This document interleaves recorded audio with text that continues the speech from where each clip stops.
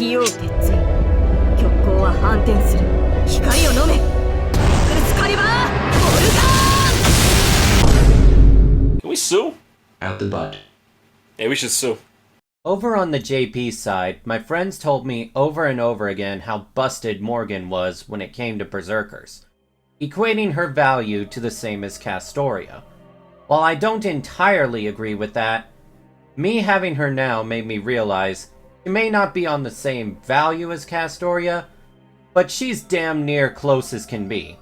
So what exactly makes her so busted? Let's find out.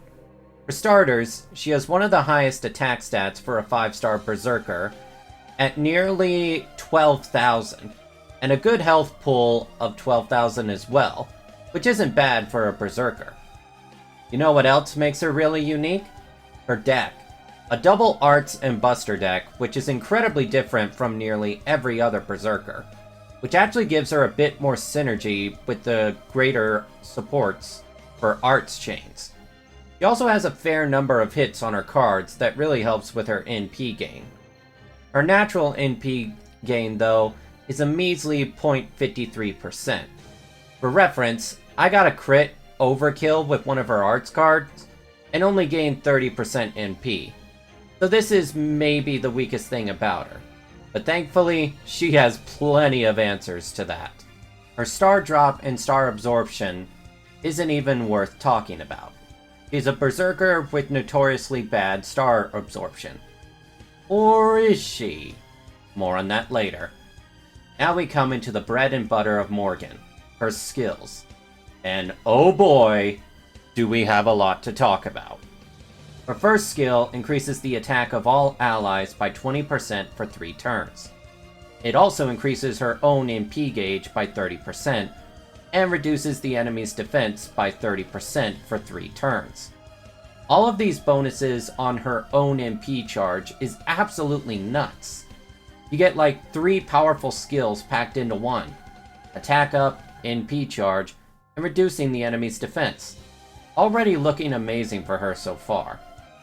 The cost is that it's on a 6-turn cooldown, which isn't ideal, but it does fit the requirements for a certain Buster support later on. But wait, it gets even better. So you know how Castoria is the best support servant in the game? What if I told you that this Berserker is also a witch? Maybe? I don't know the difference in her Lost Belt 6 counterpart. As of making this review, I haven't done it yet. But she was a witch in Apocrypha. So her second skill, she basically stole from Castoria. A targetable 20% NP charge that also buffs the entire team's NP gain by 25%. That's only 5% weaker than Castoria's own skill. And to have that on your Berserker, that is pretty amazing. Most Berserker servants focus on only buffing themselves, but with this, it gives her team synergy, and it being targetable makes it very versatile on giving it to whoever you need it on the most. Most likely you will use it on Morgan herself, giving her a whopping 50% NP charge on a Berserker! Last I checked, only Kentoki Berserker can do that, and he is single target. Morgan is AoE, and this is just on a 5-turn cooldown. If you weren't sold on her skills yet, prepare yourself for this doozy of a skill. Applies Guts to herself for 3 turns, reviving at 3000 HP, increases own critical star gather rate by 5000% for 3 turns, almost ensuring she crits during the duration of the skill, increases her own critical strength for 3 turns by 30%, and applies her own unique buff, where at the end of the turn she decreases attack and crit chance by 20% from the enemies. And she gains 15 crit stars. Where do I even begin with this insane skill?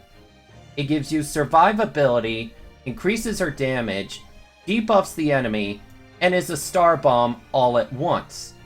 For reference, Raiko's crit star absorption just gives her a crit buff, and that's it.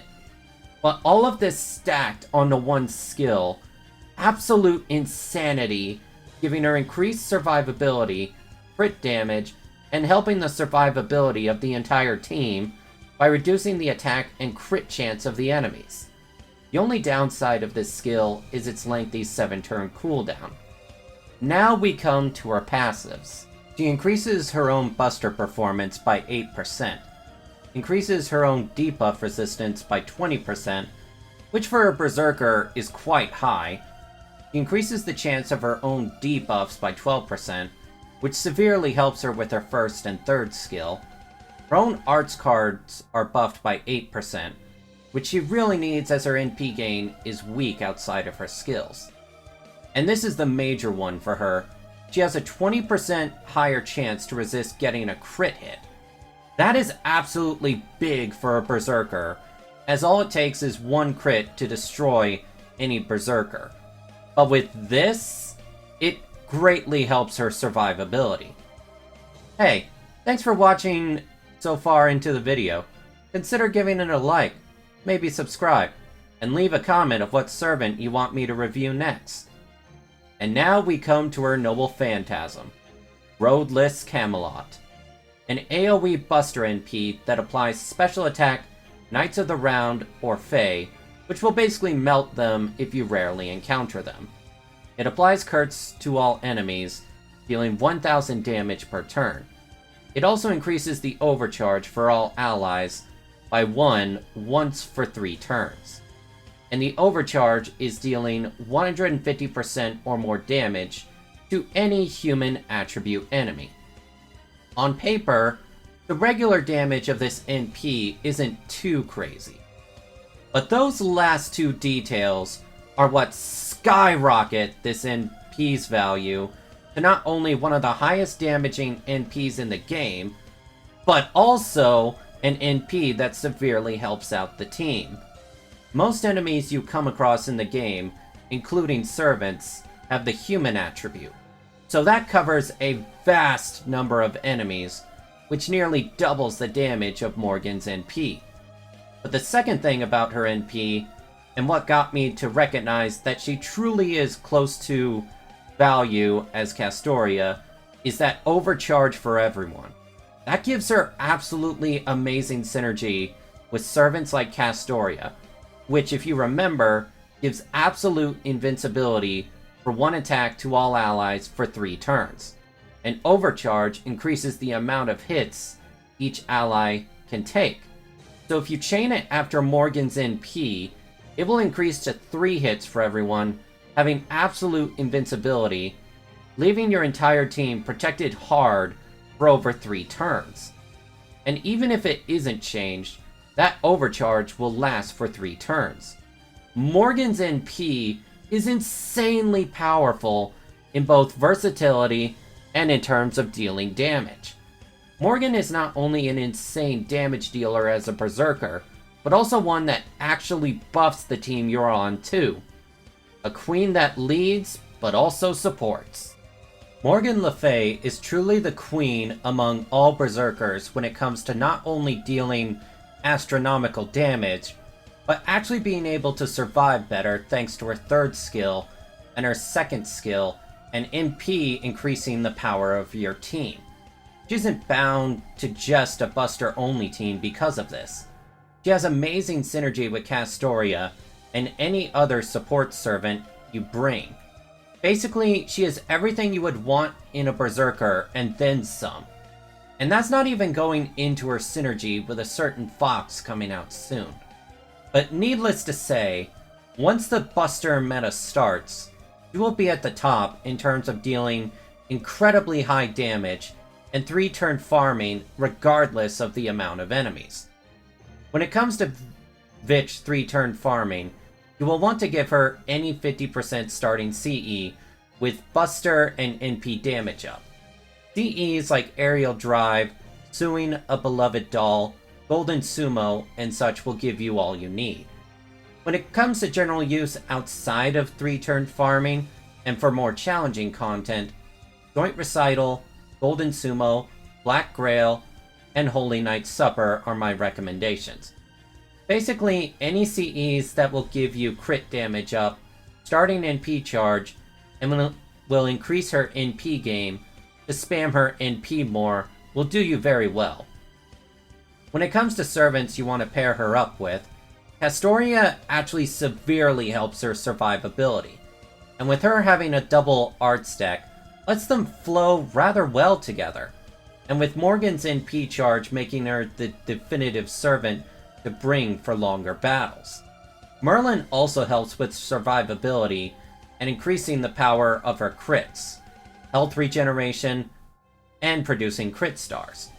Waver and Reigns does the same, though be warned about Reigns stealing stars due to her being a rider. Semiramis is also not a bad ally to have due to her increasing the team's defense and reducing buster resistance. When it comes to skill priority, you will want to level up her first skill and then her second skill, as it greatly helps with her NP charge, which you will want to use for farming. And then her third skill last, as it is more limited to challenging content than farming. But make sure to at least get it to 6 to reduce the cooldown. In conclusion, Morgan Le Fay is the queen of berserkers that not only crushes her enemies beneath her feet, but also supports her team, giving her extremely versatile roles, as well on top of being a top tier DPS, with an NP that deals insane damage to all human attribute enemies, but also has incredibly high survivability for a berserker. And once a certain Fox and Bugman comes out, she will be the face of Buster 3-turn farming. It is recommended that if you can, over her many raid ups, try to get her to NP2 to help with higher level farming, but NP1 will do you just fine for a vast majority of the content. Whether you are a new player or one that's been playing for years, I absolutely recommend rolling for her, and she gets an incredibly high S+ rank from me. Not quite the same value as Castoria, but insanely close to it. There are many powerful servants coming out this year, so if you can't get her now, then get her at some point. But with or without Vitch, she is incredibly powerful and worth having in your Chaldea as her wife/husband. Hey, thank you all so much for watching this review. It's been a long time since I last did a servant review, and I hope I didn't lose my touch with it. I hope my review was better able to help you decide if it's worth rolling for her or not. Consider leaving a like on the video and subscribing. I stream FGO, Honkai Star Rail, and various other RPGs and games. I would love to get to talk to you. Thanks so much for your time, and I hope you have a fantastic day. Bye!